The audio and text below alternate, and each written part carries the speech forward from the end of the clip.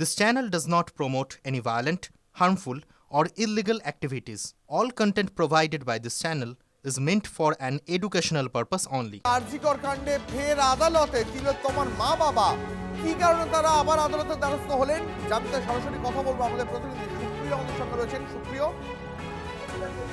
দেখো, তিলোত্তমার বাবা এবং মা অর্থাৎ আরজিকরের যে চিকিৎসক ছাত্রী খুন এবং যে ধর্ষণের ঘটনা, সেই ঘটনার পরিপ্রেক্ষিতে তারা নতুন করে একটি আবেদন আজ শিয়ালদা আদালতে আইনজীবী মারফত করেছেন এবং সেক্ষেত্রে যে বিষয়টা তারা আদালতের সামনে তুলে ধরার চেষ্টা করেছেন, যেটা আমরা জানতে পারছি যে কলকাতা পুলিশের এএসআই অনুপ দত্ত তাকে কাস্টাডিতে নিয়ে জিজ্ঞাসাবাদ করতে হবে এই মামলাতে। আর এই মর্মেই কিন্তু তারা আজকে আদালতে আবেদন করেছেন এবং তার পাশাপাশি তারা আরো যেটা বলছেন যে ঘটনার আগে তিলোত্তমার সঙ্গে এবং তার পরবর্তীতে যারা উপস্থিত ছিলেন সেরকম বেশ কয়েকজনের আচরণ নিয়ে আজ তারা আদালতের দৃষ্টি আকর্ষণ করেছেন আইনজীবী মারফত। তার পাশাপাশি আমাদের ক্যামেরার মুখোমুখি হয়ে তিলোত্তমার বাবা এবং মা তারা যেটা সামনে তুলে ধরছেন যে সিবিআই তরফ থেকে বারবার এই মামলাকে বলা হচ্ছে বৃহত্তর ষড়যন্ত্র, কিন্তু সিবিআই সেই বৃহত্তর ষড়যন্ত্রে অংশীদার হয়ে উঠেছে। অর্থাৎ কোথাও গিয়ে কিন্তু সিবিআই তদন্তের উপরে তারা আশ্বস্ত বা আশ্বাস রাখতে পারছেন না।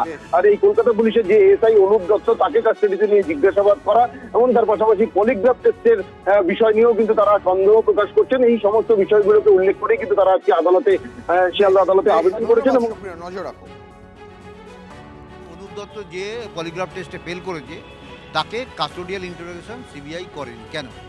এই প্রশ্ন যেখানে জুনিয়র ডাক্তারদের পলিগ্রাফ টেস্টে পরীক্ষায় পাস হয়ে করেছে বলে তাদের ছাড় দেওয়া হচ্ছে, কাস্টোডিয়াল ইন্টারোগেশন করা হবে না, কিন্তু অনুপ দত্ত ফেল করা সত্ত্বেও কেন তাকে কাস্টোডিয়াল ইন্টারোগেশন করেনি?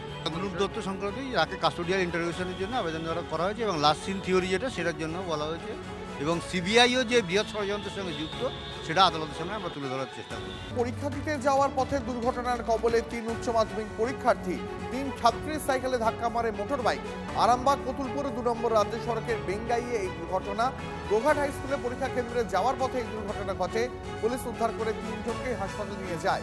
পরে পুলিশই এই 3 জনকে পরীক্ষা কেন্দ্রে পৌঁছেও দেয়। সূত্রের খবর, পরীক্ষা দেওয়ার জন্য ওই ছাত্রীদের অতিরিক্ত সময় দেওয়া হবে।